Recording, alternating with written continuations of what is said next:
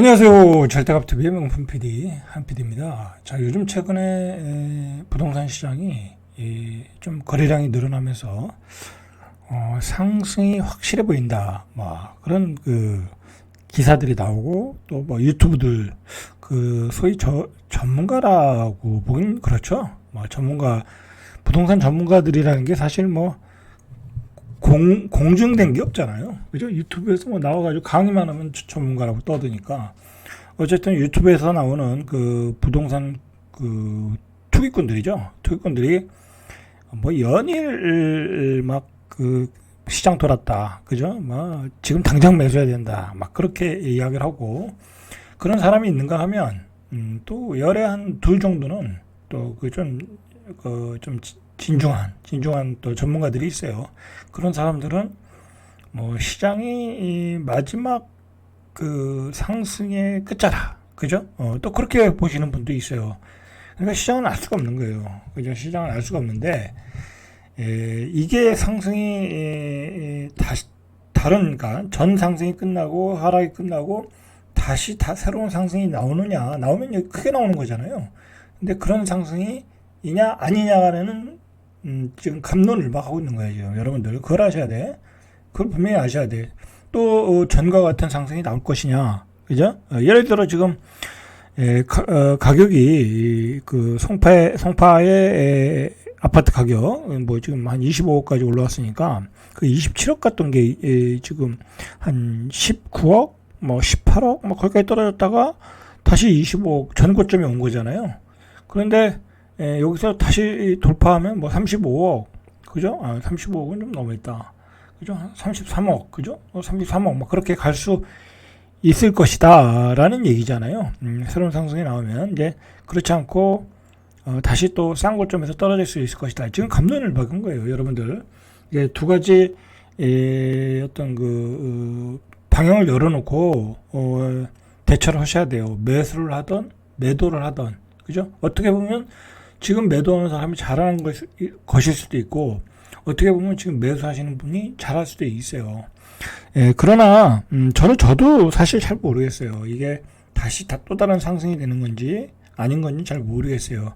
그러나 이제 중요한 거는 뭐냐면 예전에 시장 체력하고 틀리다. 그리고 예전에 시장 가격이 아니잖아요. 그죠? 옛날에 뭐 3, 4억, 그죠? 13, 4억에서 시작해서 한 뭐 25억 하고 그런 시장이 아니잖아요. 지금은 시작이 이미 20억 이상에서 시작했잖아요. 그죠?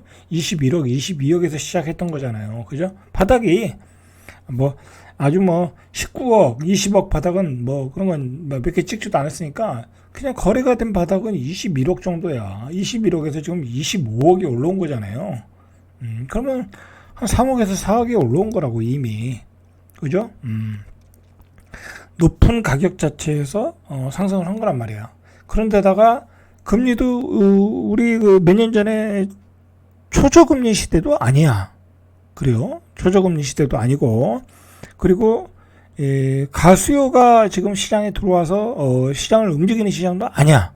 그죠? 이미 투기 수요는 다 집을 가지고 있어요. 뭐 어떻게 뭐 더 살 수 있는 여력도 없어. 더 살 수 있는 여력도 없어. 그리고 다 이미 뭐 포트폴리오도 이렇게 뭐 똘똘한 한 채로 이미 다 바꿔갖고 그러니까 어떻게 보면 수요가 그렇게 많은 시장은 아니라고. 그죠? 그래서 이번 시장의 상승을 이야기하는 게 뭐냐면 똘똘한 한 채와 그 다음에 그 신생아 대출 이제 9억 이하의 신생아 대출이 집을 사러 들어왔을 거 아니에요? 그럼 9억 이하의 집을 가진 사람들이 두 채, 세 채 가진 사람들이 그 차는 다 파는 거야. 좋은 가격에. 그래서 그걸 두 채 팔면 송파로 오고 마포로 가는 거야. 그 다음에 세 채 팔면 강남으로 가는 거야. 옛날에 투자자들이 다 그렇게 했거든요. 그리고 지금 세제 자체가 한 채로 가야 되는 어떤 그 흐름이거든. 그렇게 해서 움직이고 있다라는 거야. 그런데다가 예를 들어 지금 이제 일기 신도시 특별법에 의해서 분당 같은 데가 좀 거래가 되잖아요. 그죠? 그러면 거기 분당에서 한 20년 산 사람들이 지긋지긋할 거 아니야. 그죠? 지긋지긋하지. 그 낡은 아파트에 사는 게. 그러면 그 사람들은 또 서울이 로망이거든. 잠실 같은 데가 로망이야. 그러면 분당을 팔아. 그죠? 팔면 한 18억에서 20억 나오잖아요. 분당도 좋은 거 팔면. 그럼 그걸 들고 헬리오시티, 송파로 다시 들어오는 거야. 그죠? 그렇게 이동을 하고 있다. 그런 그 이동의 수요, 그죠? 거래에 따른 이동의 수요, 그 다음에 신생아 대출에 따른 그런 그 저가 매수, 뭐 그걸 팔고 똘똘한 채로의 이동, 뭐 그런 거로 이렇게 거래가 되는 거지. 그리고 마지막으로 어떤 부모님들의 어떤 그 자식들에 대한 집 사주기, 그죠? 저 은수저 이상 되시는 분들의 자 그런 수요들이 지금 한정적으로 움직이고 있다. 자 이게 이제 문제는 뭐냐면 이런 시장의 분위기가 이제 어느 정도 가속되다 보면 막 시장의 심리가 뜨거워질 수 있단 말이야, 그죠? 뜨거워질 때 신고가 막 나오고 그 다음에 호가 확 올려. 예를 들어 송파 기준으로 27억을 찍고 28억 찍고 근데 27억 28억 찍다 보면 한 30억이 나중에 호가가 나오거든요. 그러면 그때 과연 시세가 시세를 쫓아서 살 수 있겠냐 이거야. 제가 보기에는 30억 되면 안 산다. 29억 뭐 그렇게 돼도 잘 안 산다라고 저는 보고 있어요. 추격 매수가 어렵다라는 거지. 지금의 분위기로 봐서는 고가 아파트일수록 뭐 대출을 좀 많이 받는 거거든요. 뭐 고가 아파트라고 돈이 있어 사는 거 아니니까. 그렇게 되기 때문에 추격 매수가 어려울 것이다. 그러면 시장은 다시 꼬꾸라지는 거예요. 다시 서서히 빠지는 거죠. 어떤 체력이 안 되는 거니까, 매수자의 체력이 안 되니까. 자, 오늘은 좀 그런 시각에서 조금 기사가 나와서 한번 말씀을 드리겠습니다. 자, 그래서 이제 그런 개념으로 보면 유효 수요가 많지 않다라는 거예요. 다시 오른 아파트 가격 감당할 유효 수요가 많지 않다. 최근 서울 거래량이 증가하고 있지만 실제 집을 사는 사람들은 주택담보대출을 많이 받아서 사고 있다. 그러나 그 대출을 받는 사람들이 한계가 있다. 그 유효수가 한 6.4%밖에 안 된다. 라는 얘기예요. 뭐 일리는 있는 얘기예요. 일리는 있는 얘기지만 이런 건 있어요. 우리가 보이지 않는 수요가 있다고. 보이지 않는 수요. 그건 뭐냐면 말 그대로 부모님이 도와주는 수요는 우리가 알 수가 없는 거야. 그죠? 그 부모님이 자기가 투자했던 집을 팔아 집을 사줘. 그리고 자기가 가지고 있던 상가를 팔아 집을 사줘. 그죠? 그렇게 할 수 있다라는 거야. 그죠? 그렇기 때문에 이 말은 전적으로 다 믿을 수는 없어요. 그러나 일단 우리가 대출 시장을 보니까 한계는 있을 수 있다라는 거야. 그리고 최근에 집값이 오른 것은 역시 이 대출이다. 그죠? 2024년 5월 말 기준 전체 금융권의 가계대출이 전월 증가 4조, 한 달 만에 4조 1천억. 그러니까 여러분들 이렇게 가계대출이 빠르게 증가한다는 건 뭐예요? 정부가 돈을 막 푼다는 거야. 그죠? 그리고 요즘 그걸 아셔야 돼요. 이 은행에 우리가 이제 막 그 은행 일반인들은 막 그 어디 투자할 줄 모르다 보니까 은행에 정기예금, 적금 막 집어넣잖아요. 그죠? 집어넣으면 그 은행들이 돈을 굴려야 되는데 은행들도 돈을 굴릴 데가 없어. 기업에 대출해 주기가 지금 어렵잖아. 그죠? 뭐 기업이 뭐 지금 뭐 우리가 경제 성장률이 높은 나라도 아니고 그래도 지금은 불황기인데 일종의 불황기인데 대출을 해줄 데가 없는 거야. 그죠? 그러다 보니까 은행들 입장에서는 이거를 결국은 이제 가계대출이 제일 안전하거든. 은행 입장에서는 집 담보로. 그러다 보니까 근데 중요한 거는 집거래가 잘 안 돼. 뭐 그렇게 전체적으로 거래량이 많은 건 아니잖아요. 전국적으로 보면. 그러다 보니까 어떤 금리가 낮게 형성이 되는 거예요. 그죠? 낮게 형성하면 사람들이 대출 받을 수 있잖아요. 그죠? 유혹을 느끼는 거죠. 뭐 상가를 산다든지 오피스텔을 산다든지 집을 산다든지. 그래서 지금 금리가 최저금리가 2.99, 2.98 뭐 그렇게까지 나오고 2%대까지 나오고 있다고. 그 얘기는 3점 초반대면은 내가 집을 살 때 대출을 받을 수 있다라는 거예요. 그죠? 그러니까 강남에 30억, 40억짜리 집들이 지금 팔려 나가는 거예요. 금리가 낮아지고 있다. 금리가 낮아지고 있는 것은 은행에 돈이 많이 쌓여있다. 은행이 대출을 해줄 데가 없다는 거예요. 옛날에는 쉽게 얘기해서 건설사에 많이 대출해 줬잖아요. 그 PF 프로젝트 파이낸싱으로. 그죠? 그리고 막 뭐 아파트를 또 많이 질 때 또 대출을 해 주잖아. 그죠? 우리가 중도금 대출로. 그런데 지금 아파트를 짓지도 못하잖아. 그리고 건설사가 땅도 못 사잖아. 자신이 없으니까. 그러니까 지금 은행에 돈이 쌓여 있는 거야. 그 쌓여 있는 돈을 저금리로 지금 대출해 주고 있는 게 지금 현실이다. 그러다 보니까 그 돈들이 뭐 이제 이상한 상품으로 만들어져 가지고 나가는 거죠. 뭐 정부가 한다기보다는 정부가 이제 은행 입장에서 정부를 이제 뭐랄까 서로 얘기가 오고 가면서 이렇게 이런 금리로 이런 상품을 만들면 어떨까 해서 나오는 게 그런 게 이제 저금리 대출, 신생아 대출이 되는 거예요. 이제 그런 그 흐름으로 어떤 저금리 여건이 만들어지고 저금리가 이렇게 주담보 대출로 쏟아져 나오는 거야. 그죠? 자, 전월 대비 5조 가계대출 증가폭이 가장 큰 원인은 주택담보대출이라는 거야. 주택담보대출은 5조 6천억 원으로 전월 4조 1천억 원 대비 크게 확대됐고, 그러니까 더 확대됐네요. 5조 6천억으로. 자, 주택담보대출 증가로 가계대출이 이렇게 늘어나고 있어요. 자, 은행의 주택담보대출이 있는데 가운데 일반 개별 대출이 증가하고 있다고 그래요. 은행에서 대출을 받아 주택을 매수한 사람이 증가하고 있다는 것으로 해석하면 되고, 일반 개별 주택담보대출은 2024년 1월부터 증가했는데 1월부터 5월까지 일반 주택담보대출이 22조 7천억이 들어갔다는 얘기예요. 그죠? 이게 담보대출 받아서 뭐 주식 투자한 게 아니라 순수하게 집을 산 게 22조 7천억. 그러니까 많은 대출을 받아서 지금 집을 사고 있다라는 거야. 그리고 이제 아버님이 우리 아들 집을 사줄 때 이제 증여의 문제도 있기 때문에 일부러 대출을 많이 받는 경우도 많아요. 돈이 있어도. 그죠?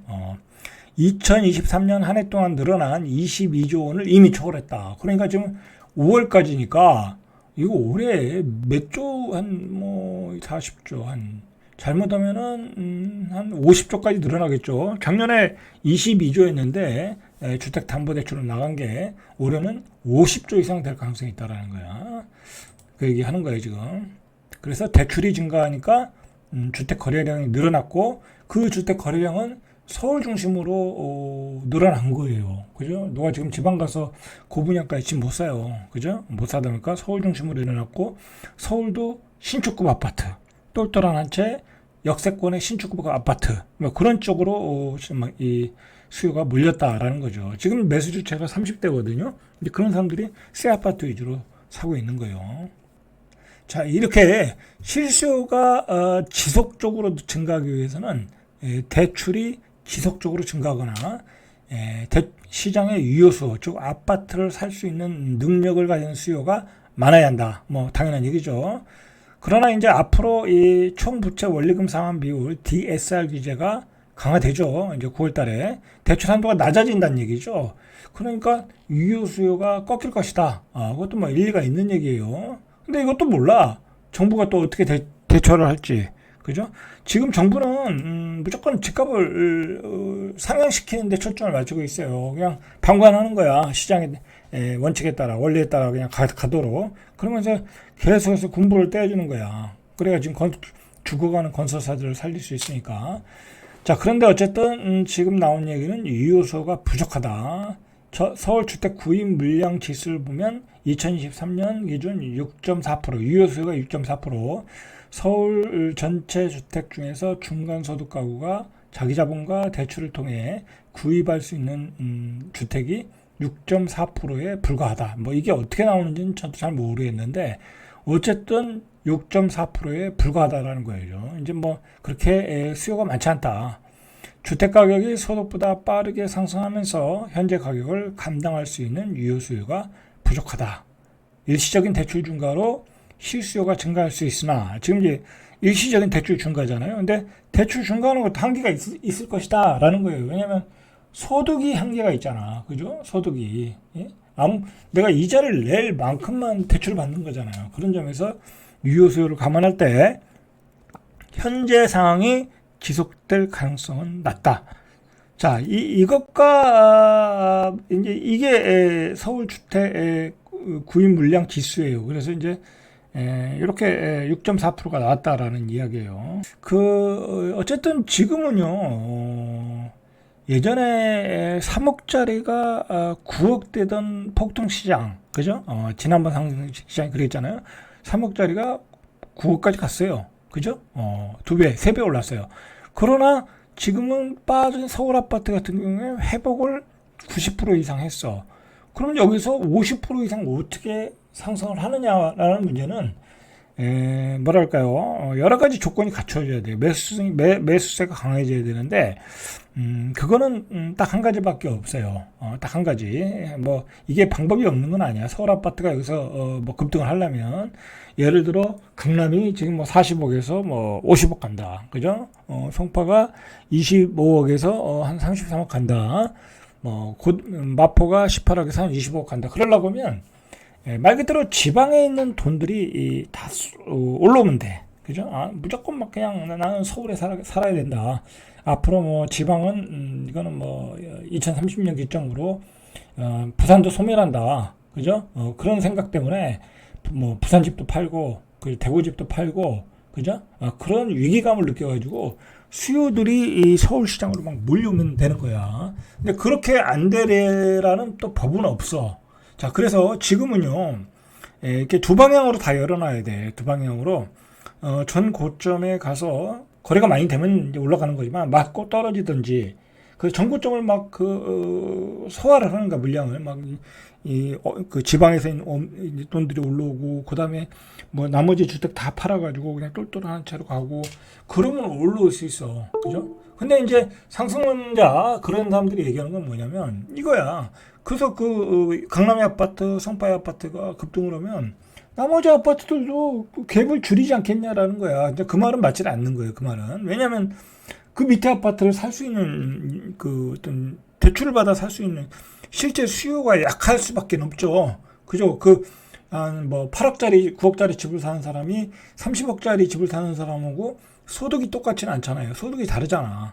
뭐 기본 자산도 틀리고. 그러니까 무턱대고 갭을 메꿀 수는 없어요. 그 전세가도 좀 올라와주고 가수요도 들어가줘야 돼. 그런 얘기는 안 하고 그냥 무조건 갭을 매추기 위해서 올라온대. 그러니까 그런 건 다 새빨간 거짓말이고, 제가 보기에는 거기까지는 우리가 생각할 필요는 없고, 과연 서울의 핵심지 아파트의 가격들이 얼마까지 가느냐가 지금은 관전의 포인트예요. 그죠? 지방에 있는 사람들이 팔고 그걸 다 사러 올라오는 그 뜨거운 심리까지 올라가느냐, 거기에 좀 달려있다고 저는 보고 있어요. 자, 그렇게 보시고 앞으로 시장을 좀 보면 될 것 같아요. 자, 절대값TV의 명품 PD 한 PD였습니다.